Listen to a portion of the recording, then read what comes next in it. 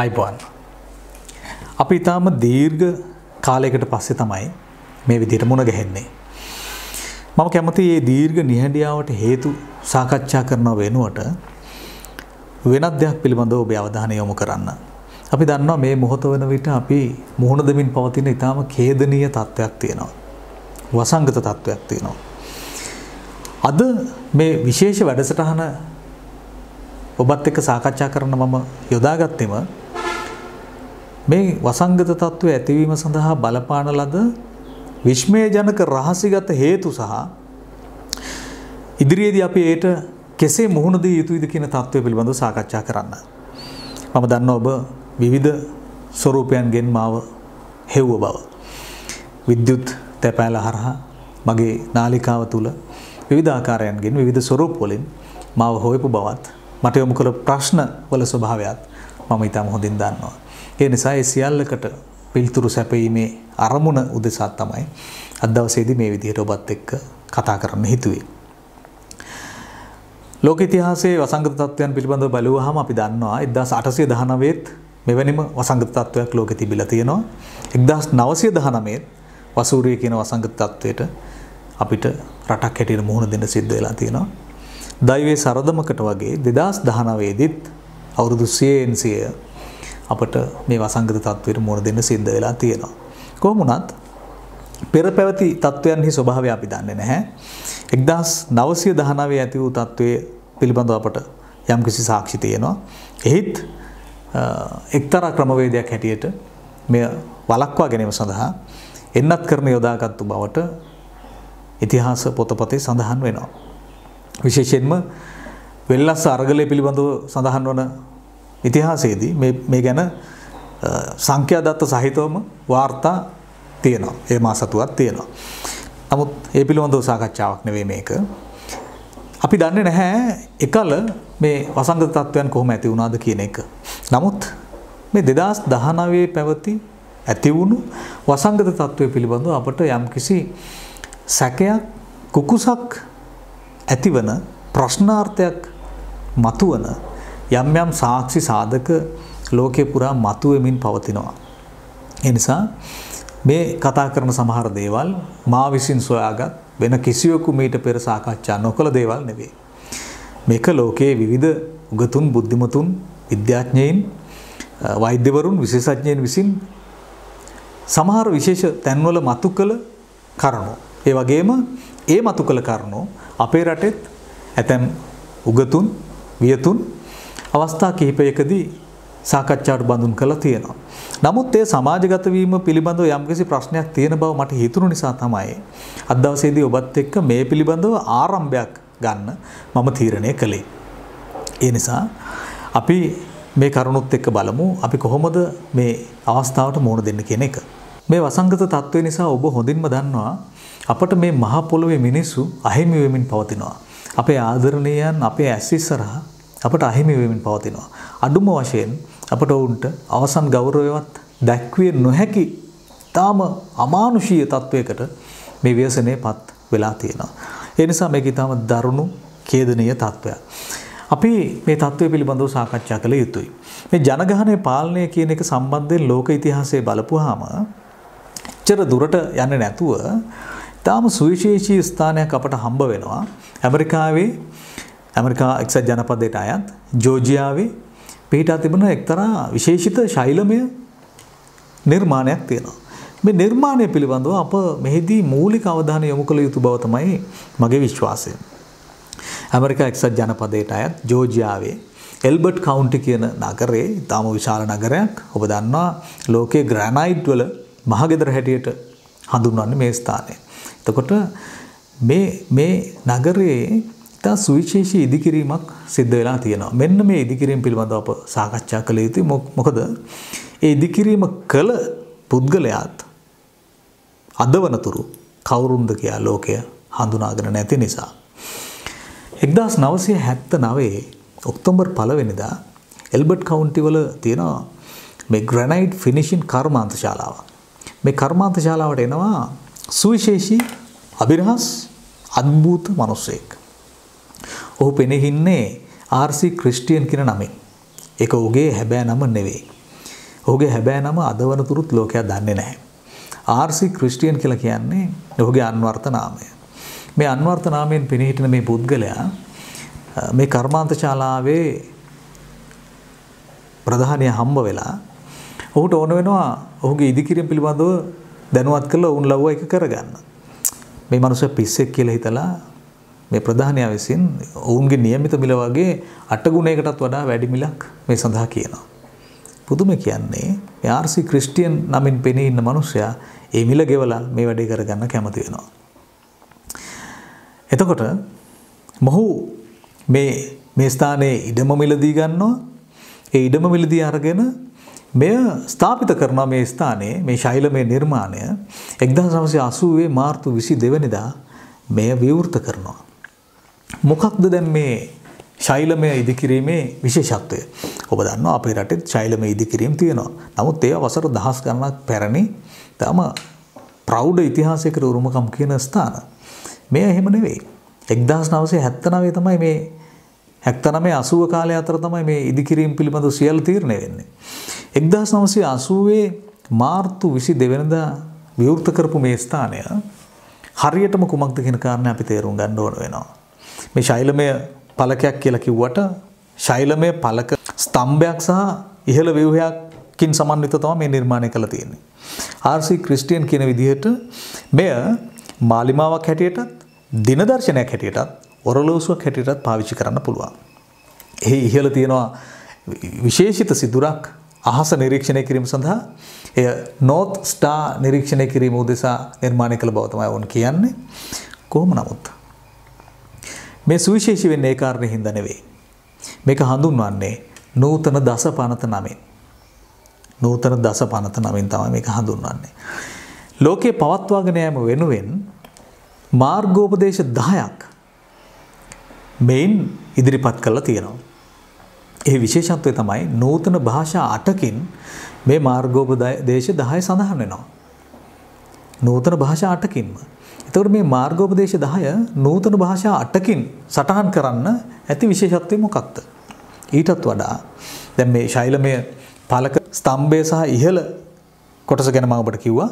මේ ඉහළ ව්‍යුහය තුල කෙටි පණිවිඩයක් සටහන් වෙනවා. ඊටාම පැරණි ශිෂ්ටාචාර වලට අයත් භාෂා 4ක් යටතේ. ඒකත් ඊටාම සුවිශේෂී. එහෙම සටහනක් කරන්නේ ඇයිද කියන කාරණේ. ඒ නිසානේ දැන් අර මිනිස්සුත් මේ පිස්සෙක් කියලා හිතුවේ මුලදී. නමුත් මේක පිස්සුවක් නොවන බව ඔබට ටික මේ ගැන කතා කරද්දි තේරෙයි.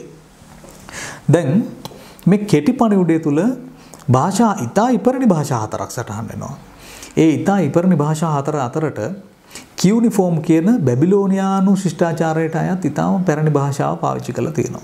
කියුනිෆෝම් කියන පැරණි භාෂාව. ඒ වගේම සම්භාව්‍ය ග්‍රීක භාෂාවත් මේ සඳහා පාවිච්චි කරලා තියෙනවා. ඊළඟට ඔබ දන්නවා පුරාණ ඊජිප්තු ශිෂ්ටාචාරයට අයත් භාෂාවක් තියෙනවා හයිරොග්ලිෆ්. මේ හයිරොග්ලිෆ් කියන භාෂාවත් වුන් පාවිච්චි කරලා තියෙනවා. ඊටත් වඩා අපට විශේෂ වෙන්නේ ඊළඟ භාෂාව තමයි සංස්කෘත. එතකොට දැන් මේ ඉපැරණි භාෂා 4 තුලින් සටහන් කළ කෙටි පණිවිඩයකුත් මේ ව්‍යුහයේ තියෙනවා. නූතන භාෂා 8කින් යුක්ත මාර්ගෝපදේශ 10කුත් මෙහි සඳහන් වෙනවා. දැන් මේ නිර්මාණය කරන ලද පුද්ගලයා පෙනී හිටියේ ආර්.සී. ක්‍රිස්ටියන් කියන අන්වර්ථ නාමයෙන්. ඔහු ඉඩමක් මෙලදී අරන් තියෙනවා. මේ නිර්මාණය කරගෙන තියෙනවා. එය පසුව ප්‍රාන්තයකට පවරගමකුත් කරලා තියෙනවා. නමුත් අද වෙනතුරු ඔහු කවුද කියලා දන්නේ නැහැ. ඒක ප්‍රශ්නාර්ථයට, විමතියට, අභිරහසට කරුණා. මොකද අපි දන්නවා ඇමරිකා එක්සත් ජනපදය කියලා කියන්නේ ඔවුන්ට හොඳ බුද්ධි අංශයක් තියෙනවා. රහස් ඔත්තු සේවයක් තියෙනවා. ඔවුන් ලෝක බලවතුන් හැටියට ඔවුන් කියා ගන්නවා. එහෙම රටකට, එහෙව් ජනපදයකට ඉඩමක් මිලදී ගත්ත මිනිහෙක් වැරදි නමක් දීලා කවුද කියලා හොයාගන්න බැරි තරමට දුර්වලයි කියලා අපට හිතෙන්නේ නැහැනේ. ඊටත් වඩා විශේෂ කාරණේ තමයි රජය විසින් මෙය සංචාරක මධ්‍යස්ථානයක් හැටියට තාම පවත්වගෙන යනවා. මේ ස්ථානේ විවෘතයි. දැන් අපිට මේක මේ වසංගත තත්ත්වයට එක්ක ගලප ගන්න කොහොමද? මේ නූතන දස පනත නමින් ඔවුන් හඳුන්වලා දී තියෙන පනතේ ඊටාම ප්‍රධාන සාධකය වෙන්නේ ලෝකයේ ජනගහනය මිලියන 500ට අඩුව පවත්වාගෙන යා යුතුයි කියන එක. අපි දන්නවා අද වෙද්දී ලෝකේ ජනගහනය මිලියන 7900කට ආසන්න ප්‍රමාණයක්. 7900කට ආසන්න ප්‍රමාණයක් මිලියන 500කට ලඝු කිරීම කියන්නේ මිලියන 7400ක් අපට ප්‍රශ්නාර්ථයක් වෙනවා. මිලියන 7900ක ජනගහනයක් මිලියන 500කට අඩුවෙන් පවත්වාගෙන යා යුතුයි කියන යෝජනාව ඊටාම දරුණු ඊටාම බරපතල ප්‍රකාශයක්. ඒ නිසාම මේ කලේ කවුරුන්ද කියන එක හොයන්න ඇමරිකා එක්සත් ජනපදයට යුතුයකමක් තියෙනවා. නමුත් ඒ කල බවක් අපට පේන්නේ නැහැ. ආර්.සී. ක්‍රිස්ටියන් කියන නමින් අන්වර්ථ නමින් පෙනී හිටින පුද්ගලයා ලෝකේ බලගත් රහසිගත සංවිධානයක ප්‍රබලයෙක්. අපි දන්නවා ලෝකේ ප්‍රබල රහසිගත සංවිධාන තියෙනවා.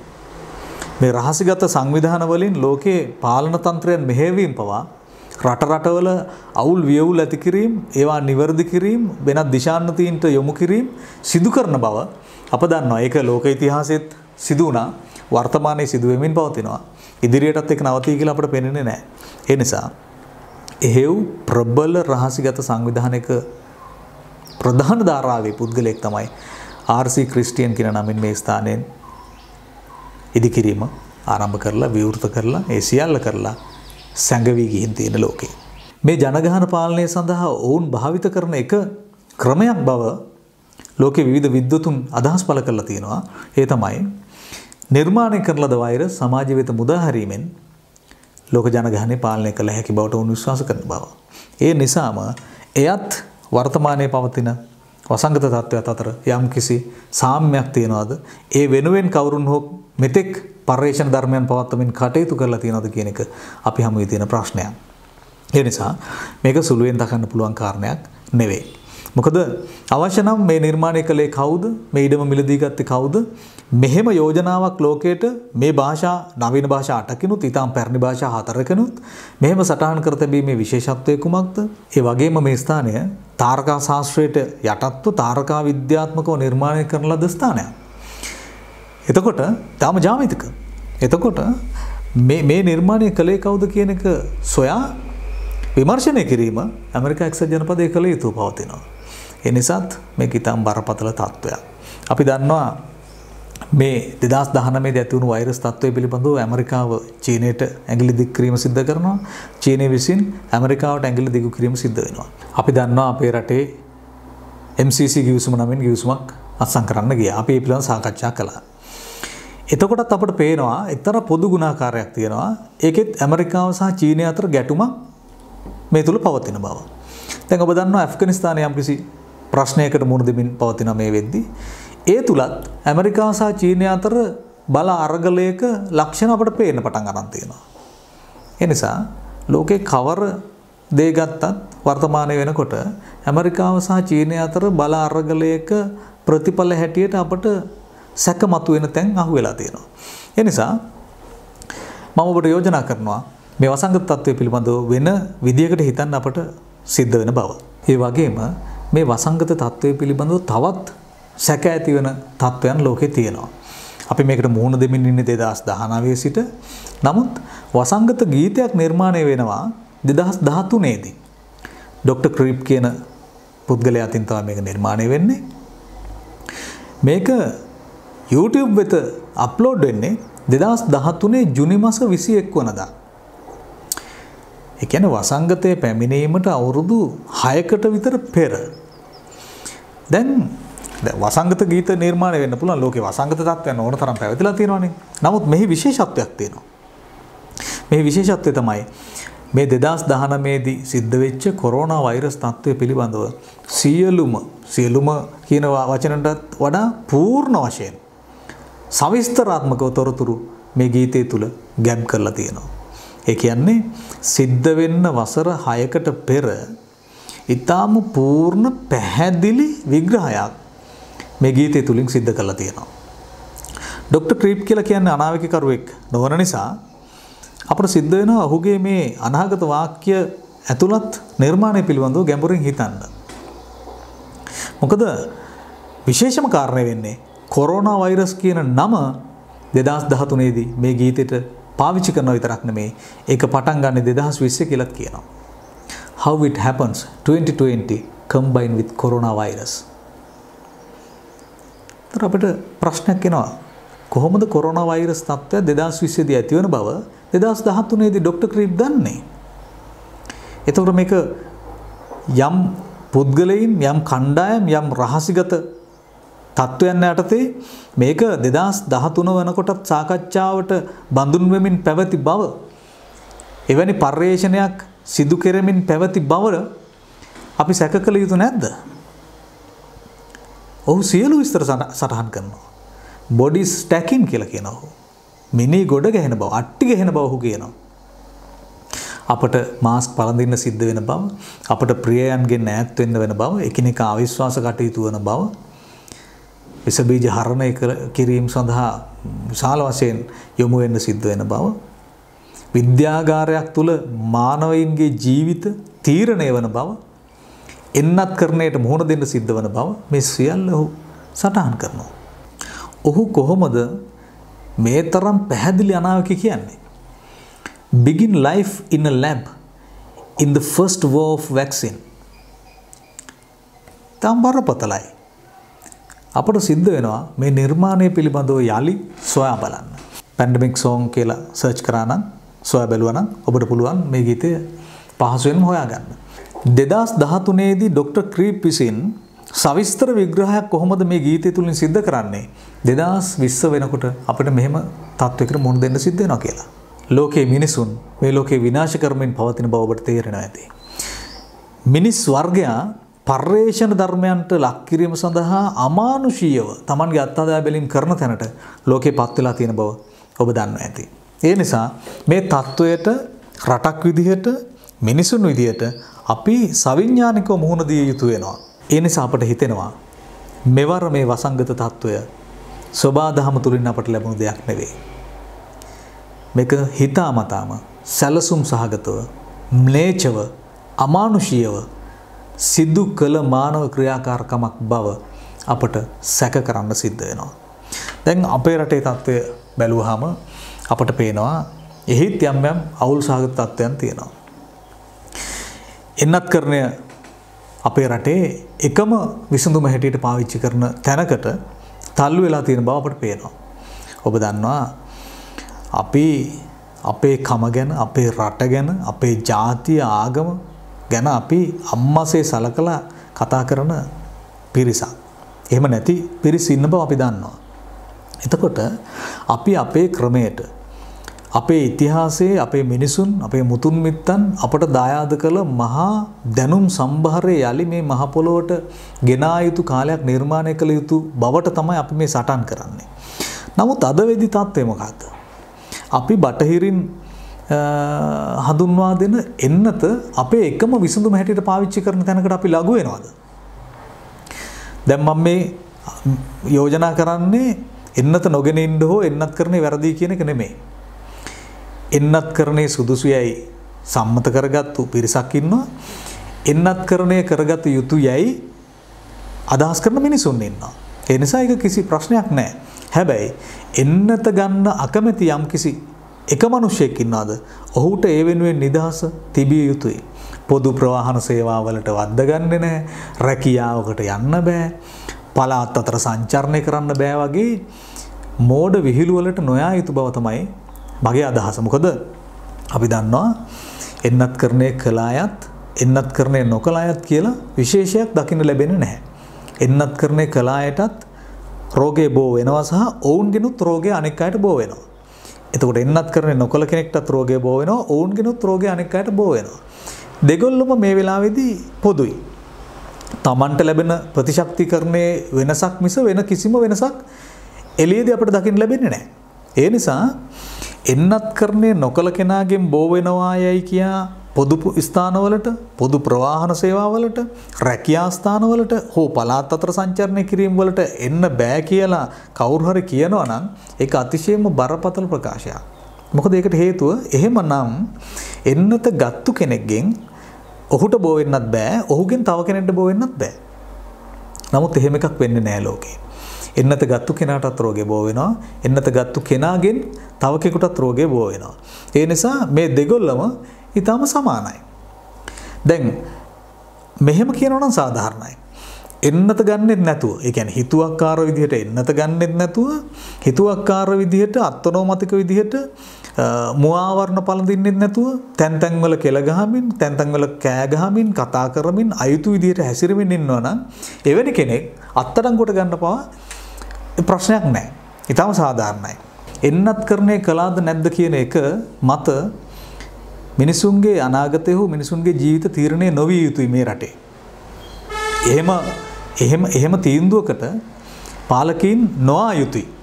මොකද අපි අපේ හෙළ සම්ප්‍රදායක් යටතේ ජීවත් වෙන මිනිස්සු. දැන් මේ රෝගේ බෝ වෙන්නේ නැහැ ඇඟේ හැප්පිලා.